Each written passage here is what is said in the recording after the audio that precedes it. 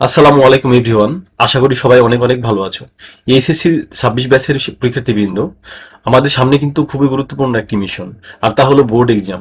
মনোবিজ্ঞান প্রথম পত্রের সবচেয়ে ট্রিকি আর ইন্টারেস্টিং একটা চ্যাপ্টার হলো এই ষষ্ঠ অধ্যায়, সংবেদন ও প্রত্যক্ষ। আগের ক্লাসে আমরা যে টপিকগুলো পড়েছিলাম, আজ কিন্তু আমরা সেগুলো নিয়ে কথা বলবো না।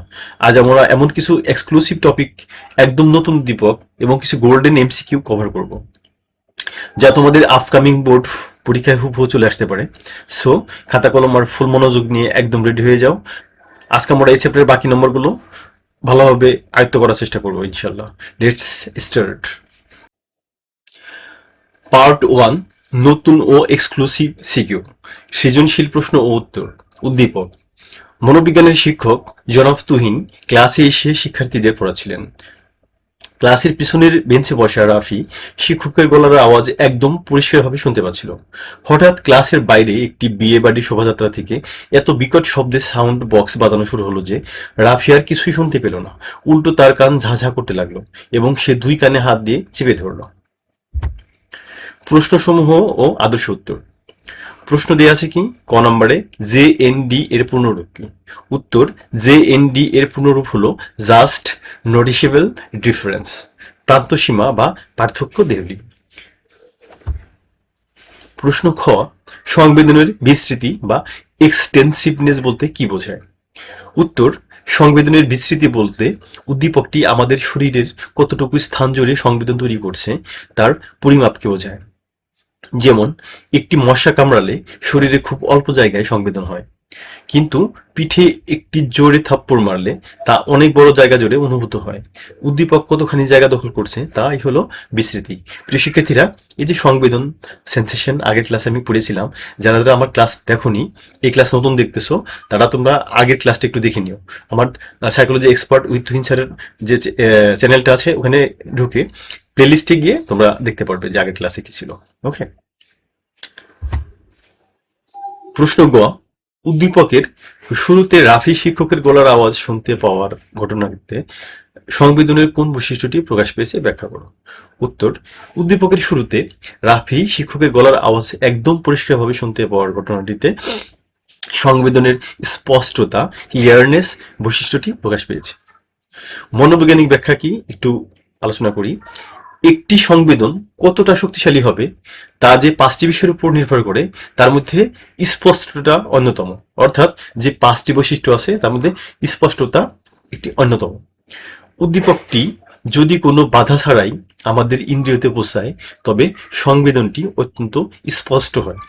উদ্দীপকে রাফি পিছনের বেঞ্চে বসেও শিক্ষকের গলার আওয়াজ নিখুঁত ও পরিষ্কারভাবে শুনতে পাচ্ছিল, যা উদ্দীপকের স্পষ্টতার গুণকে প্রমাণ করে।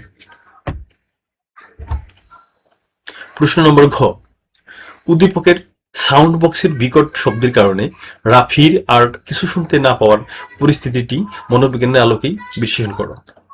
কি উত্তর আসবে? উত্তর হবে এরকম: উদ্দীপকে সাউন্ড বক্সের বিকট শব্দের কারণে রাফির কানে তালা লেগে যাওয়া এবং শুনতে না পাওয়ার পরিস্থিতিটি মনোবিজ্ঞানের ভাষায় উচ্চতম সীমা বা টার্মিনাল থ্রেশহোল্ডকে নির্দেশ করে। অর্থাৎ টার্মিনাল থ্রেশহোল্ডকে নির্দেশ করে। এই থ্রেশহোল্ড নিয়ে কিন্তু আমি আগে ক্লাসটা নিয়েছিলাম। যারা ক্লাস দেখোনি, আগের ক্লাসটা একটু দেখে নিও। বিশ্লেষণ: আমাদের পঞ্চেন্দ্রিয় উদ্দীপক গ্রহণ করার ক্ষেত্রে একটি নির্দিষ্ট সীমা পর্যন্ত কাজ করতে পারে, অর্থাৎ তার বেশি কাজ করতে পারে না নির্দিষ্ট সীমার বাইরে। উদ্দীপকের সর্বোচ্চ যে মাত্রা আমাদের ইন্দ্রিয় সহ্য করতে বা গ্রহণ করতে পারে তাকে উচ্চতম সীমা বলে। এই সীমার বাইরে যদি উদ্দীপকের তীব্রতা চলে যায়, তবে আমাদের ইন্দ্রিয় সেই উদ্দীপকটিকে আর সংবেদন হিসেবে গ্রহণ করতে পারে না, বরং তা শারীরিক কষ্টের কারণ হয়ে দাঁড়ায়। অর্থাৎ আমাদের মাথা ব্যথা করে, এই তো এই টাইপের পেইন হয়ে যায়। অর্থাৎ আমাদের ইন্দ্রিয় কান আর নিতে যদি না পারে। উদ্দীপকের ক্ষেত্রে বিয়ে বাড়ির সাউন্ড বক্সের আওয়াজ রাফির কানের সহনশীলতার সর্বোচ্চ সীমা, অর্থাৎ উচ্চতম সীমা পার করে ফেলেছিল। শব্দ অত্যন্ত তীব্র হওয়া সত্ত্বেও রাফি কিছু শুনতে পাচ্ছিল না। উল্টো তার কান ঝাঝা করছিল ও ব্যথানুভব হচ্ছিল। মনোবিজ্ঞানের নিয়ম অনুযায়ী শ্রবণ ইন্দ্রিয় যখন তার টার্মিনাল থ্রেশহোল্ড বা সর্বোচ্চ সীমা অতিক্রমকারী কোনো তীব্র শব্দ পায়, তখন কানের কার্যক্ষমতা সাময়িকভাবে লোপ পায়। তাই রাফির এই পরিস্থিতিটি পুরোপুরি উচ্চতম সীমার একটি বাস্তব প্রতিফলন।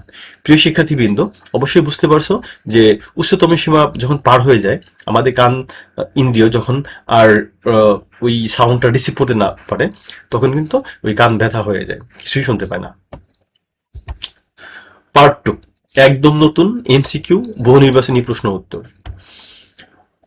কি বলেছে? পুরো পিঠে একটি থাপ্পড় মারলে বড় জায়গায় সংবেদন হয়, এটি সংবেদনের কোন বৈশিষ্ট্যকে প্রকাশ করে?